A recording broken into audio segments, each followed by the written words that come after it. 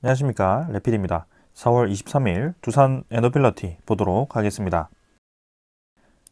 먼저 증시 보겠습니다. 코스피 0.86% 하락했고요. 코스닥은 0.74% 하락을 했습니다. 자, 금요일에도 좋지 않은 시장이 이어졌고요. 뭐 조금 올라가면 또 내려가고, 또 내려가면 또 반등을 해주고, 뭔가 계속해서 계속 그 박스권에 좀 증시가 갇혀 있는 듯한 그런 모습입니다. 자, 근데 금요일이 끝나고 지금 해외 증시가 보면 굉장히 좋지 않게 또 진행이 되었습니다. 다우, 나스닥 2.5%, 2.8% 이렇게 폭락을 해버렸고요. 장 시작부터 끝까지 그냥 계속 밀리면서 진행이 되었습니다. 그래서 다음 주에도 추가적으로 하락이 나올 수 있는 그런 분위기이고요. 그 이유에 대해서는 지금 파월 의장이 이제 다음 FOMC 때 금리 인상을 파격적으로 진행할 것이다. 뭐 그런 얘기가 나오면서 좀 시장에 큰 타격을 준 것 같습니다. 아무래도 금리 인상에 대한 그런 분위기는 불가피했고 그 금리 인상에 대한 폭이 어느 정도가 될 것인지가 좀 시장의 관심사였는데요. 이게 이제 물가 상승률이 도저히 이제 잡히지가 않으니까 인플레이션을 막는 것을 최우선으로 하는 그 FOMC가 지금 이제 금리 인상을 이제 0.5% 이상으로 진행할 가능성이 굉장히 높아졌습니다. 그래서 여기에 대해서 좀 시장, 특히 이제 유동성 자금이 많이 유입됐던 주식 시장이라든지 부동산 시장에 좀 그런 자금이 많이 빠져나올 수 있는 그런 명분이 될 수 있기 때문에 좀 이렇게 하락을 많이 해버렸고요. 나스닥 같은 경우도 결국에는 다시 최하단으로 떨어져 버렸습니다. 그래서 우리나라 증시도 마찬가지로 계속 떨어질 가능성도 있고요. 지금은 이 증시 전체가 좀 분위기가 좋지 않다 보니까 섣불리 판단하기가 좀 어렵네요. 그래서 계속해서 제가 좀 지켜보는 방향으로 말씀을 드리고 있는 것이 이런 이유 때문입니다. 그래서 좀 반등을 하는 듯 하면서도 기관 투자자가 또 7천억, 그다음에 외국인 투자자가 1,500억 정도 매도를 하면서 또 주가를 끌어내렸고요. 지금도 잘 보면 이제 또 60일선을 뚫고 치고 나가는 듯 하는 모양이 나왔는데 또 이렇게 잘못하면 이제 계단식으로 쭉 떨어질 수 있는 그런 분위기이기 때문입니다. 그래서 지금도 여전히 알 수 없는 지금 증시 분위기이고 충분히 떨어졌다라고 생각할 수 있겠지만 그런 지금 시장 분위기 자체가 굉장히 좋지 않은 분위기로 가고 있다라는 겁니다. 자, 여기서 월 거래량을 보았을 때는 거래량이 줄어들다가 다시 한번 거래량이 좀 살아나는 분위기였는데 그 거래량이 살아나는 분위기가 지금 음봉이 나오면서 그 바닥 라인이 더 무너지게 되었을 경우에는 추가적으로 더 하락이 나올 가능성도 있습니다. 그래서 잘못하다가는 진짜 2400선까지도 추가적으로 10%까지 더 하락을 할 수 있는 그런 좋지 않은 분위기가 나올 수 있기 때문에 좀 더 지켜봐야 될 것 같고요. 코스닥 같은 경우도 지금 기관 투자자가 1700억 이상 매도를 하면서 상당히 이제 많이 매도를 했습니다. 자, 그래서 고점을 채 넘지 못하고 지금 21선을 저항을 맞고 지금 떨어지는 상황이고요.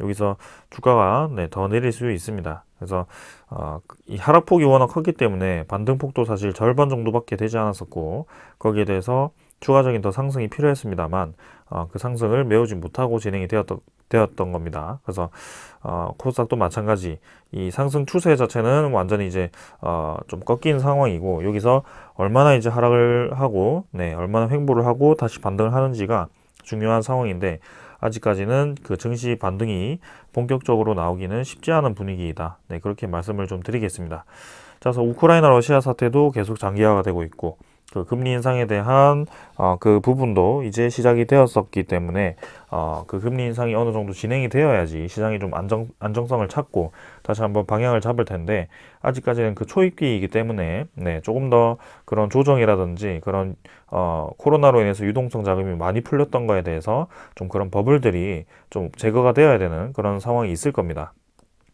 그래서 올해는 뭔가 크게 올라가는 것을 기대하기보다는 증시 분위기는 하락을 하지 않고 버티는 것만으로도 좀 괜찮을 거라고 생각을 하고 있고요. 하락을 한다면 좀 더 이제 길게 텀을 보고 좀 체력적으로 긴 싸움을 준비를 좀 해야 될 것 같습니다. 자, 그러고 이제 그런 와중에도 이제 이런 어려운 상황에서도 분명히 수혜를 볼 수 있는 종목들이 몇 개 있기 때문에 그런 종목들 위주로 좀 투자를 하시면서 좀 이런 기나긴 터널을 좀 지나가기를 기다리는 것이 좋을 것 같습니다. 아니면 이제 지금 주식 비중이 별로 없다라고 하신다면 사실 주식을 올해는 저는 별로 추천을 드리지는 않습니다. 그래서 좋은 상황은 아니기 때문에요. 일단은 투자를 지금 공격적으로 할 때는 절대 아니다. 그렇게 말씀을 드리겠습니다. 자, 환율 같은 경우도 계속 올라가죠. 네, 금리 인상을 또 해버린다고 해버리니까 우리나라도 이제 금리 인상을 같이 하면 이제 이 환율 자체가 좀 안정화가 되겠지만 일단은 FOMC에서 달러를 이제 축소를 시킨다라고 해버리니까 거기에 대해서 이제 달러에 대한 가치가 계속 올라가는 겁니다. 그래서 우리나라가 돈이 계속 떨어지면 지금 원화가 계속 떨어지기 때문에 지금 우리나라 주식에서 외국인 투자자가 더 있을 이유가 별로 없기 때문에 그런 대형주 위주로의 기계적인 매도가 계속 이어질 가능성이 크고요.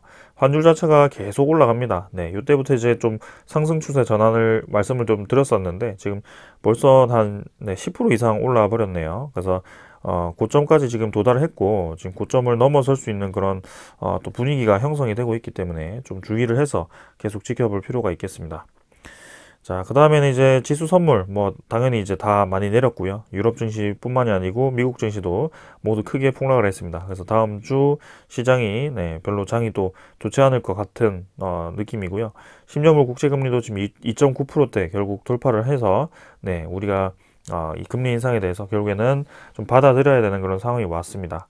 이런 물가 지표라든지 이런 것들이 좀 안정화될 때까지는 좀 수개월 이상의 그런 시간이 필요할 거기 때문에 거기에 대해서 좀 급하게 장이 반등한다라고 해서 섣불리 들어가거나 장이 하락한다라고 해서 섣불리 빠져나오거나 뭐 그럴 필요가 없습니다. 그래서 좀 그런 기초 체력이 좋은 종목들 위주로 앞으로 성장성이 좋은 종목들 위주로 투자를 하시면서 기다리는 수밖에 없을 것 같네요.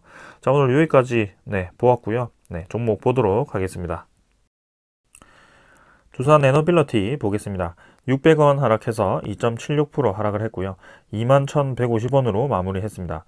시간의 거래는 크게 많지 않았습니다. 21,100원이고요. 50원 정도 추가로 하락을 했네요. 자, 1거래량이 오늘도 뭐 크게 또 없었습니다. 370만 주, 380만 주 정도 진행되었고 거래량이 증가를 하는 듯 하면서 또 이제 한풀 꺾였습니다. 그래서 두산 에너빌리티 뿐만이 아니고 지금 뭐 코스피 코스닥 그리고 세계 증시가 또 크게 하락을 한 상황이기 때문에 거기에 대해서 크게 무리 없이 그냥 조정을 좀 받았다라고 저는 생각을 하고 있고요. 그동안 한 7일 7일 정도 연속으로 뭐 크게 많이 오르진 않았지만 꾸준히 올라왔던 종목이었기 때문에 뭐 이 정도 하락은 견딜만 하다 그렇게 생각을 합니다. 하지만 뭐 겨우겨우 이제 거래량 없이 지겨운 그런 흐름을 이어왔는데 한 뭐 3, 4일분을 또 하루 만에 이렇게 거래량 없이 또 떨어뜨려 버리니까 또 이제 주주분들 입장에서는 또 답답할 그런 움직임이기도 합니다. 하지만 어떻게 생각한다면 지금 전체 시장에 대비해서 굉장히 이제 선방을 잘하고 있는 종목 중에 하나이기 때문에 그 정도로 좀 위안을 삼으시면 좋을 것 같고요. 우리의 목표까지의 그런 흐름 자체가 지금 계속해서 유지가 되고 있습니다. 그래서 그런 악재로 예상되었던 그런 신주 상장까지도 모두 잘 넘기고 이제는 그런 신주 상장에 대한 물량도 좀 어느 정도 많이 소화를 했다라고 저는 생각을 하거든요. 그래서 거기에 대해서 큰 무리 없이 진행되고 있기 때문에 지금 뭐 오늘 뭐 또 하락해가지고 조금 뭐 지루하게 흘러가지만 크게 뭔가 타격을 입을 만한 하락은 아니었다 그렇게 생각을 합니다. 그래서 계속해서 천천히 좀 템포를 잡고 진행을 하시면 될 것 같고요. 이 핵심은 이제 거래량이 언제 터지냐가 주목입니다. 그래서 1000만 주 이상, 1500만 주 이상 그렇게 터지기 위해서는 적어도 아침 시장 장에 보았을 때 갑자기 이제 거래량이 막 쏟아지면서 한 9시에서 10시 정도 사이에 수백만 주 이상이, 그죠? 한 500만 주 이상이 터져준다면 그래도 그날은 좀 거래량이 붙으면서 올라가는 날이구나. 그렇게 생각을 하시면 될 것 같고요. 그 이상이 아니라면 사실은 크게 의미 없는 날일 가능성이 굉장히 큽니다. 그래서 뭐 거래량이 이렇게 올랐다고 한들 거래량이 크게 없다라고 했을 때는 그 뒤로도 뭔가 힘있게 계속 치고 나가기는 조금 힘들다라고 보여지고요. 그런 거래량이 붙었을 때가 두산 에너빌리티가 항상 움직였었기 때문에 그런 것들 좀 지켜보면 될 것 같습니다. 자, 그래서 차트 한번 보게 되면 일단은 21선 하락세는 어느 정도 멈추고 있습니다. 그래서 쌍바닥 타지고 좀 이제 오른쪽 분위기 살리면서 치고 나가는 듯 했는데요. 장 분위기에 따라서 좀 하락을 하긴 했습니다. 하지만 저는 요 정도 뭐 크게 문제 없다라고 보거든요. 이 21선이 이렇게 U자로 꺾이는 과정에서 충분히 올라갔다가 이렇게 떨어지면서 21선 딛고 올라가는 그런 과정을 저는 더 좋아하기 때문에 양운선 구름을 타면서 이렇게 쭉 올라가는 오른쪽으로 치고 나가주는 그런 그림 좋아 보입니다. 일단 하지만 내일 다음 주죠. 다음 주 장이 사실 좋아 보이지는 않거든요. 일단 FOMC에서 굉장히 좀 그런 FOMC 그 금리 인상을 좀 크게 할 것이다라는 예고를 했기 때문에 시장 분위기 자체가 좋지 않을 겁니다. 그래서 거기에 대해서 두산 에너빌리티도 좀 전체 시장이 내린다면 조금 더 하락을 할 수도 있겠지만 그런 시장 하락에 대해서는 일시적이라는 점을 좀 참고로 해주시고요. 시장 하락에 의해서 좀 이렇게 떨어진다고 하더라도 결국에는 올라갈 종목들은 다시 제자리를 찾아서 올라가게 됩니다. 그 시장이 이제 같이 떨어질 때, 시장이 떨어질 때 크게 떨어지는 종목들이 있는 반면 시장이 떨어질 때 좀 떨어지더라도 반등할 때 같이 크게 좀 반등을 해주는 그런 종목들이 굉장히 이제 좀 우량주, 가치 있는 종목들입니다. 그래서 그런 시장 흐름을 잘 탄 종목들은 시장의 하락에 대해서 굉장히 잘 버티고 오히려 전체적으로는 올라가는 방향으로 계속 자리를 잡고 있기 때문에 저는 그런 종목들 굉장히 좋다라고 생각을 하고 있고요. 그 중에 하나가 저는 두산 에너빌리티 지금 아주 잘 버티고 있다라고 생각을 합니다. 그래서 이 큰 박스권 코스피가 건 20%, 20% 이상 지금 떨어지는 상황에서 지수가 20% 떨어진다라고 한다면 보통 종목들은 30%에서 40%까지도 하락을 많이 한 종목들이 있을 겁니다. 근데 두산 에너빌리티는 사실 뭐 이렇게 오버슈팅 기점에서는 뭐 3, 40% 떨어졌을 수도 있겠지만 그래도 평균적으로 평균 가격에서는 우리가 크게 많이 지금 손실을 보고 있는 상황은 아닙니다. 그래서 지금 저점을 한번 찍고 그리고 큰 이벤트 좀 악재라고 생각했던 3자 유상증자 배정 그 다음에 3자 유상증자가 아니고 유상증자죠. 유상증자 배정과 그 다음에 1WR에 대한 신주 상장이 모두 마무리가 된 이후에도 지금 주가가 이렇게 잘 버티고 있다라는 거죠. 그래서 벌써 지금 총 주식수가 거의 1억 주 이상이 지금 늘어난 상황에서 지금 두산 에너빌리티가 상당히 이제 선방을 잘하고 있다라는 점, 그렇게 보시면 될 것 같고요. 언제든지 지금 치고 나갈 수 있습니다. 그래서 다음 이 저항선은 한 24,000원 정도로 좀 지켜보시면 될 것 같고요. 그 다음에는 26,000원 정도, 요 지점을 좀 주의를 해서 보면 될 것 같습니다. 자, 그래서 일봉 차트는 사실 지금 상황에서 뭐 거래량 이외에는 뭐 크게 지켜볼 건 없을 것 같고요. 바로 넘어가도록 하겠습니다. 월봉도 뭐 그대로 유지가 되고 있기 때문에 넘어가도록 하고요. 수급 보게 된다면 기관 투자자 24만 주 매도했고요. 외국인 투자자가 32만 주 매도를 했습니다. 양매도가 나왔고 뭐 크게 많은 매도량 아니었습니다. 금융 투자가 이제 17만 주를 또 매도를 했는데요. 뭐 크게 많은 양 아니었고 평소 대비 확실히 매도량이 많이 줄었다라는 것이 보여지고요. 이 투신이 계속 두산 에너빌리티를 매수를 이어가고 있다는 점이 좀 인상 깊습니다. 그리고 연기금 투자자도 이제 공격적으로 매수를 하고 있는데요. 일단 금요일 같은 경우는 82,000주를 매도를 했지만 전체적으로는 계속 매수하는 방향으로 진행이 되고 있다는 점이죠. 그래서 그저께도 제가 그 집계를 해보았을 때 누적 한 달간 100만 주 이상을 지금 연기금이 매수를 했고요. 두산 에너빌리티에 대한 지분을 계속 늘려가는 방향으로 진행이 되고 있습니다. 그래서 확실히 연기금이 전체적인 시장 코스피, 코스닥에서는 좀 빠져나가는 분위기이지만 지금 두산 에너빌리티와 같은 이런 종목들은 확실히 포트폴리오에 넣고 계속 이 지분을 늘려나가는 그런 모습이 보여집니다. 사실 연기금 투자자가 좀 배당금을 우선하는 그런 종목들, 그런 우량주 위주로 투자를 많이 합니다. 그래서 보통 지분을 5%에서 10%까지도 늘리면서 그 배당금을 많이 수익으로 챙겨가는데요. 근데 두산 에너빌리티 같은 경우는 지금 당장 배당금이 나오기는 어려울 겁니다. 그런데도 불구하고 지금 이렇게 공격적으로 좀 매수를 해주면서 계속 지분을 늘려가고 있습니다. 일단 지분이 지금 정확히는 제가 모르겠지만 한 6%까지 올라온 것으로 알고 있고요. 거기에 대해서 확실히 지금 배당금을 받지 못하더라도 그 앞으로에 대한 그런 가치가 계속 커지고 있다는 것으로 좀 판단을 하는 것 같네요. 그래서 우리도 거기에 대해서 그렇게 판단을 하고 이렇게 계속 투자를 열심히 하고 있는 거고요. 자, 그래서 차트는 이 정도로 보고 두산 에너빌리티에 대한 공매도 잔고 한번 확인해 보겠습니다. 자, 공매도 잔고 제가 계속 강조드렸던 점이 있었죠. 1WR에 대한 신주 상장, 1WR에 대한 신주 상장이 1600만 주 정도가 되었었는데 그 1600만 주 중에 상당 부분이 이제 공매도와 교환이 되면서 미리 소화가 될 것이다. 그래서 이렇게 국매도와 교환이 되면서 이런 신주 상장 물량이 미리 교환이 되어 버린다면 그 새로 나올 수 있는 물량이 사실 많이 없다라는 겁니다. 그래서 공매도에 대한 개념을 다시 한번 이해를 시켜드리면, 제가 이제 100주를 가지고 있었다고 했을 때 본주를 100주를 가지고 있는데 거기에 대한 평단가도 정해져 있겠죠. 근데 어떤 사람의 주식을 끌어와다가 이제 미리 이 주식을 끌어와다가 매도를 해버리는 겁니다.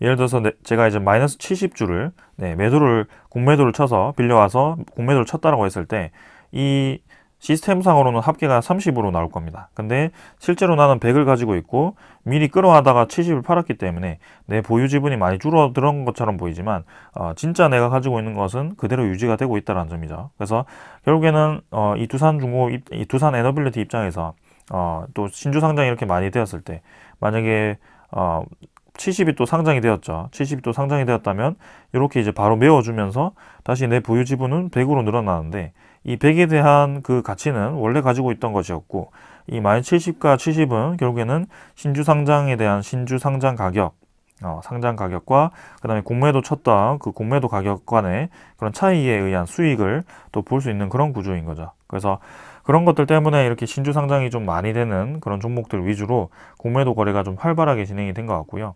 그게 이제 어떻게 보면 신주 상장을 미리 소화할 수 있는 공매도에 대한 순기능이라고 할 수도 있지만, 어떻게 보면 또 개인 투자자 입장에서는 조금 이제 불합리한 그런 부분이기도 하죠. 네.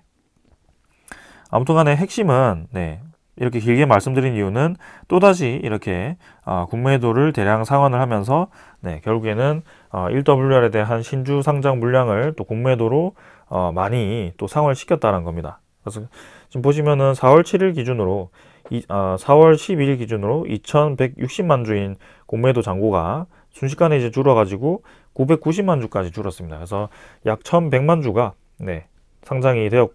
상환이 되었죠. 그래서 그 1600만 주 물량 중에 뭐 얼마가 정확히 공매도가 상환이 되었는지 모르겠지만 상당 부분에 대한 물량이 이미 공매도를 이용해서 교환이 되었다. 그래서 실제로 시장에 그 현물로 나올 수 있는 그런 물량은 생각보다 많지는 않을 것이다. 그렇게 생각을 합니다. 그래서 앞으로 이제 상장된 물량이 많기 때문에 두산에너빌리티가 올라가지 못할 것이다. 그런 얘기는 저는 근거는 없다라고 보여지고요. 오히려 신주 상장에 대한 이벤트가 끝났고 신주 상장에 대한 물량이 상당 부분 소화가 되었기 때문에 앞으로 그런 좋은 소스가 나오거나 장 분위기가 좀 개선됐을 때 올라갈 가능성이 높다. 그렇게 저는 좀 생각을 하고 있습니다. 그래서 공매도 잔고도 많이 줄었기 때문에 긍정적으로 보여지고요. 그 공매도 잔고가 줄어들면서 공매도 1거래량이 또 늘어났느냐? 그게 아닙니다. 조금 늘어났지만 36만 주 수준으로 크게 많지 않은 거래량이고요. 결국에는 우리의 그 생각대로, 우리의 예상대로 지금 진행이 되었다. 그렇게 보여지죠. 그 다음에 대차잔고가 이제 많이 상환이 되었습니다. 이미 이제 요는 4월 20일자로 1800만 주 상환이 되었고요. 그 다음에 그 다음부터 해가지고 400만 주, 200만 주 해가지고 계속 상환이 되고 있습니다. 그래서 결국엔 대차잔고도 지금 2400만 주까지, 2500만 주까지 줄어든 상황이고요.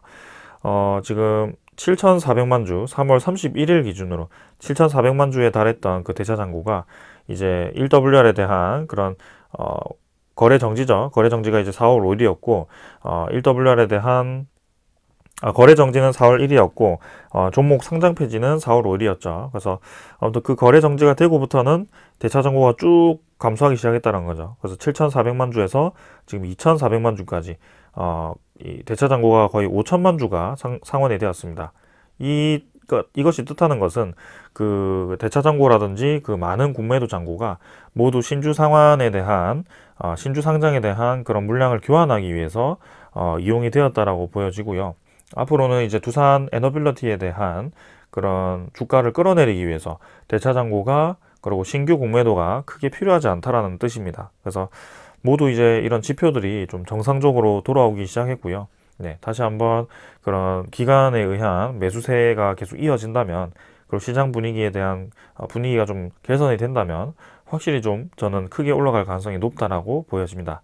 이미 올라갈 수 있는 소스들은 다 공개가 되었기 때문에 언제든지 그런 명분을 이용해서 올릴 수 있는 상황이거든요. 근데 아직까지는 조금 시간을 두면서 좀 더 차분하게 지켜보는 상황인데 한번 지켜보겠습니다.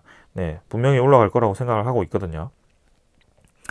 자, 그래서 외국인 취종 물량은 오늘은 이제 32만 주 매도해서 당일은 45만 주로 조금 더 늘었습니다. 하지만 전일과 그다음에 그 전일, 그죠? 전전일에는 상당히 이제 많은 양을 매수를 하면서 외국인 보유율이 9.4%대로 이렇게 올랐었거든요. 네. 그래서 지금도 마찬가지 9.4%대 유지를 하고 있고요.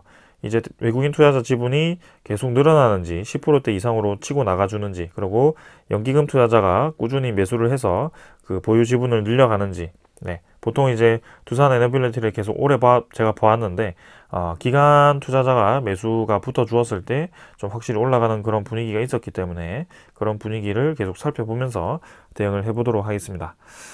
자, 그래서 공매도 잔고, 대차 잔고 많이 상환이 되었고 주가는 조금 하락했지만 뭐 크게 무리 없이 진행이 잘 되고 있다. 네, 그렇게 보여집니다. 자, 그 다음에 이제 네, 오늘은 이렇게 다 설명을 드린 것 같고 두산 에너빌리티에 대한 그런 소식을 좀 전해드려야겠죠. 일단 먼저 전해드릴 소식은요. 1조 원 규모의 남동발전 완도 금일 해상풍력 터빈 입찰을 또 이제 진행을 하고 있다라고 합니다. 그래서 그 주인공에 대해서 상당히 이제 핫하게 좀 진행이 되고 있는데 4월 20일에 이제 마감 입찰에서 두산 에너빌리티와 GE 그리고 베스타스가 참가를 했다라고 합니다. GE는 이제 가스터빈, 그죠? 가스터빈 시장에서 상당히 이제 경쟁력 있는 업체고요. 베스타스 같은 경우는 풍력, 해상 풍력에서 좀 그 풍력 터빈으로 좀 이제 큰 기업이라고 저는 알고 있습니다. 그래서 이 세 기업이 참가를 했는데 기업이 참가한 그 모델이 다 다릅니다. 두산 에너빌리티는 최근 영광 소재 국가풍력실증센터에서 실증을 추진하고 있는 8메가와트 터빈 모델을 이렇게 입찰을 진행했고요. 그 다음에 GE는 13메가와트급 터빈, 그리고 베스타스는 15메가와트급 터빈을 주력으로 입찰에 참가를 했다라고 합니다. 사실 우리나라 그 터빈 기술이 지금 해외 대비해서 많이 뒤떨어져 있죠. 그래서 벌써 베스타스 같은 경우는 15메가와트로 두산 에너빌리티의 2배 가량의 그런 효율을 낼 수 있는 또 이런 터빈을 모델을 벌써 만들었다라고 합니다. 네. 그래서 상대적으로 좀 기술이 뒤떨어져 있긴 하지만 여기도 나와 있듯이 8메가와트급으로 가장 용량이 작은 터빈으로 참가했다는 게 약점이고, 그리고 GE와 베스타스가 이제 외산이라는 약점이 있지만 반대로 두산 에너빌리티에 대비해서 높은 효율이 큰 강점으로 네, 꼽힌다라고 하죠. 그리고 이제 세계 해상 풍력 시장에서 쌓아올린 풍부한 사업 경험이 또 많기 때문에 이 쟁쟁한 경쟁자로 지금 보여지고요. 하지만 이제 이 입찰에서 중요한 규정이 있습니다. 지금 국산화 규정이라고 LCR 규정이 있고요. 두산 에너빌리티가 이 쟁쟁한 경쟁사들이 이미 이렇게 효율이 높은 해상풍력 터빈을 판매를 하고 판매 실적이 많음에도 불구하고 그럼 우리나라도 그 이미 나와 있는 시제품을 사면 되는 것이 아닌가 그런 생각을 했지만 지금 국가 차원에서 이런 사업성을 좀 살리기 위해서 이런 기업들을 끼고 네, 국산화 규정을 통해서 지금 이제 그런 기업들이 우리나라 시장에 좀 들어갈 수 있는, 참여할 수 있는 기회를 발판을 마련해주는 그런 규정이 있습니다. 그래서 보시면은 남동발전은 이번 입찰에서부터 국산 부품 사용이 비중이 50% 이상일 경우에는 비중에 따라 가점을 제공키로 했다라고 합니다. 그래서 두산 에너빌리티가 국내 기업인 만큼 국산 기자재 업계와 다양한 하모니를 이룰 것으로 기대가 되고요. LCR 규정에서 가장 유리한 고지를 점할 수 있다라고 합니다. 그래서 유리한 입장이긴 한데요. 그래도 이제 GE와 이렇게 GE는 현대일렉트릭과 그다음에 베스타스는 이제 CS 윈도우 이렇게 또 합작법인을 세우면서 또 이렇게 경쟁을 하는 것 같습니다. 아무튼 상당히 큰 규모인 것 같고요. 해상 풍력에 대해서 지금 두산 에너빌리티는 이미 이제 그 제주도 쪽이죠. 그쪽에 이제 블레이드 뭐 그런 거 이제 납품을 진행을 하면서 좀 실적을 쌓아 올리고 있는데 아직까지는 8메가와트급은 우리나라 자체에서는 공급해 본 적이 없습니다. 그래서 상대적으로 좀 기술력이 뒤떨어지긴 하지만 한번 기대를 해보면서 이 입찰에 대한 결과를 또 기다려 보도록 하고요. 앞으로 이제 우리나라 시장에 대한 그런 풍력 시장이 커지고 그 다음에 해상 풍력 시장이 이제 전 세계적으로 이제 커지고 있는 상황이죠. 그래서 베트남 시장이라든지 이쪽에는 또 두산 에너빌리티와 또 인연이 깊기 때문에 그런 해상풍력에 대한 시공측도 또 맡을 수 있는 부분이 있습니다. 그래서 그런 것들 기대를 하면서 한번 기다려 보도록 하겠습니다. 일단 처음 이렇게 도전을 하는 거기 때문에 8메가와트급으로 만약 수주로 한다면 엄청난 성과죠. 네, 8메가와트급 실증을 성공하고 그 개발하자마자 바로 이제 이렇게 양산화가 진행이 된다면 그만큼 좋은 결과는 없을 겁니다. 자, 그래서 해상풍력도 기대가 되고요. 자, 그 다음에는 이제 70조 폐배터리 시장을 잡아라. 그래서 저번에 제가 두산 에너빌리티, 두산 중공업 시절이죠. 그때 이제 한참 앞으로에 대한 성장성 있는 아이템을 제가 많이 다루었습니다. 근데 최근에는 이제 원전에 대한 그런 이슈가 강해서 원전 위주로 좀 말씀을 드리고 있는데, 수소, 그 다음에 해상풍력, 그 다음에 뭐 3D 프린팅 이런 것들 이외에도 폐배터리에 대한 기술력도 가지고 있습니다. 아직까지 이제 폐배터리에 대한 그런 재활용 시장이 뭐 크게 커지진 않았어요. 근데 지금 보시면은 2025년부터 2040년까지 매년 33% 성장을 하는 그런 시장이라고 합니다. 그래서 2040년에는 68조 원에 달할 정도로 상당히 이제 큰 시장으로 커질 가능성이 크고요. 앞으로 이제 전기차 시장, 배터리 시장이 커지지만 거기에 대한 배터리가 이제 수명을 다한 배터리가 늘어나면서 그 배터리를 어떻게 처리할지도 상당히 이제 큰 이슈가 될 겁니다. 그래서 원전도 핵 폐기물을 어떻게 처리하는지 그게 중요한 안건이지만 이 폐배터리 같은 경우는 실제로 이제 엄청난 부피로 바로바로 이제 그런 폐 쓰레기죠. 쓰레기로 이제 이렇게 나오게 되면서 그걸 이제 재활용하는 것이 상당히 이제 핵심이고요. 그리고 리튬에 대한 소재도 새로 생산할 수 있는 소재가 또 한계가 있기 때문에 그 리튬을 다시 추출을 해서 그런 것들을 재활용해서 쓰는 그런 공법이 아주 필요한 상황입니다. 근데 그거를 이제 두산 중공업이, 두산 에너빌리티죠, 이제 또 폐배터리 리튬 회수 기술을 또 가지고 있었고요. 거기에 대해서 이제 실증을 위해서 설비 구축을 준비를 하고 있고, 양극재와 그 다음에 배터리 업체와 협력을 논의 중이라고 합니다. 그래서 실제로 이 기술에 대해서 계속 개발을 하고 있고 거기에 대한 준비를 하고 있다는 것이고요. 두산 에너빌리티 뿐만이 아니고 포스코, 뭐 에코프로, CNG 뭐 이런 기업들이 지금 이제 계속 그런 기술을 준비를 하고 있습니다. 그래서 아직까지는 상용화되는 기술이 아니고 지금 폐배터리에 대한 시장도 준비를 하고 있다. 그 정도만 좀 체크를 해주시면 될 것 같습니다.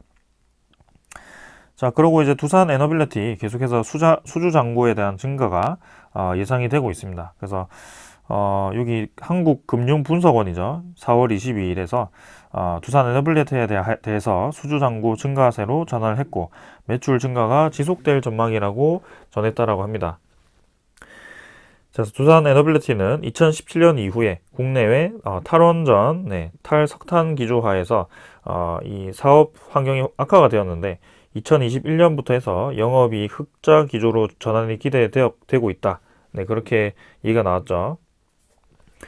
그래서 이미 이제 흑자가 진행이 되었고요. 2022년도 계속 영업이 흑자가 예상이 되고 있습니다. 거기에 대한 주요 이 사업으로 사우디 담수화 플랜트, 그 다음에 당진 LNG 생산기지, 그 다음에 베트남 등에서 대규모 사업을 수주를 했고요.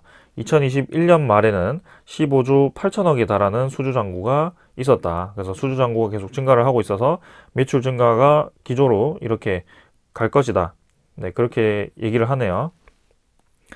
그래서 앞으로도 이 수주 잔고가 지금 증가한 것도 중요하지만 앞으로도 신규로 수주할 수 있는 그런 대규모 프로젝트들이 많이 있고요. 이집트 원전에 대한 6천억이 아직 반영이 되지는 않았겠지만 실제로 이제 수주를 했다라고 얘기를 했는데 아직까지는 4월 말에 뭐 지금 상황은 없습니다. 그래서 뭐 상반기 내에는 이제 계약을 한다라고 하지만 러시아에 대한 그런 흐름 자체가 지금 변수가 있기 때문에 이집트 원전은 아직까지는 변수고요. 하지만 그걸 제외하더라도 SMR에 대한 뉴스케일 파워로부터의 그런 발주량과 그 다음에 아까도 이제 해상풍력에 대한 그런 시장 그런 것들이 추가가 되고 신규로 이제 진입할 수 있는 그런 공사들이 많이 있거든요. 그래서 두산 에너빌리티가 계속 이제 수주 잔고가 증가를 할 것이다 라고 얘기를 하는 것 같습니다. 그래서 정권이 좀 바뀌면서 원전 분야에서 원천 기술과 그 다음에 국내 독점적 지위를 바탕으로 과거 높은 수익성을 기록했던 점을 감안했을 때 중단된 이제 신한울 3, 4호기 공사가 재개될 경우에는 수익성이 개선이 되고요. 여기에 대해서는 저번에 기사를 제가 봤는데 이게 재개가 되었을 경우에는 매년 2천억 정도, 수천억 정도의 그런 수익을, 매출을 발생시킬 수 있다. 그리고 영업이익도 수백억 정도의 그런 수익을 달성할 수 있다라고 제가 얘기를 봤던 것 같고요. 그리고 이 SMR 기술인 이 기업인 뉴스케일 파워에 투자를 지속해왔고 그 뉴스케일 파워에 대한 나스닥 상장이 이제 다음 달이면 진행이 될 가능성이 있습니다. 그래서 5월 말까지 그 상장이 진행될 가능성이 있고 지금 1,300억 정도가 투자가 되어 있기 때문에 그 지분에 대한 가치가 상당히 좀 커질 가능성이 높고요. 그 지분 가치가 증가하는 것만으로도 중요한 게 아니고 그 지분 가치를 통해서 투자를 통해서 이 뉴스케일 파워에 대한 그런 약정 계약이죠. 그러니까 뉴스케일 파워가 수주했던 그런 물량에 대해서 두산 에너빌리티가 의무적으로 좀 그 물량을 받아서 사업을 수행하는 그런 계약이 있습니다. 그래서 최소 이제 3조, 수년간 이제 3조에 대한 수주가 예상이 되고 있는 상황이고요. 연계 매출이 발생할 가능성이 있기 때문에 2023년부터 해가지고는 수천억 정도죠. 그 수천억 정도의 수익이 계속 발생할 가능성이 있다라고 얘기가 나오는 겁니다.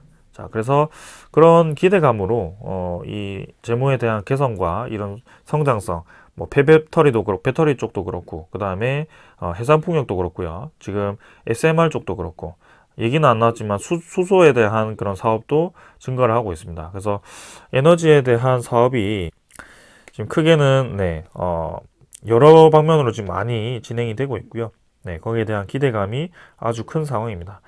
자, 그래서 지금 증시 분위기 좋지 않지만 두산 에너빌리티가 주가가 잘 유지가 되는 이유 중에 하나가 이렇게 앞으로에 대한 비전이 굉장히 좋기 때문이고요. 거기에 대해서 추가적으로 하락할 이유가 전혀 없습니다. 지금 이제 국매도 잔고와 대차 잔고가 대량으로 상환이 되었기 때문에 이 정도에서 주가를 좀 유지를 받치면서 좀 올라가는 방향으로 좀 그림이 그려졌으면 좋겠고요. 저는 여기서 바로 올라갔으면 좋겠지만 지금 증시 분위기에 대한 그런 변수가 좀 있어가지고 조금 더 지켜보도록 하겠습니다. 일단 기간에 대한 매도세는 멈추었고 이제는 좀 턴어라운드 하기 위한 그런 수급도 좀 변화가 생기고 있는 상황이고요. 거기에 대해서 다음 주 시장 일단은 초반에는 좀 좋지 않아 보이는데 한번 어떻게 흘러가는지 지켜보면서 대응해 보도록 하겠습니다. 자, 오늘 여기까지 하고 마무리하겠습니다. 감사합니다.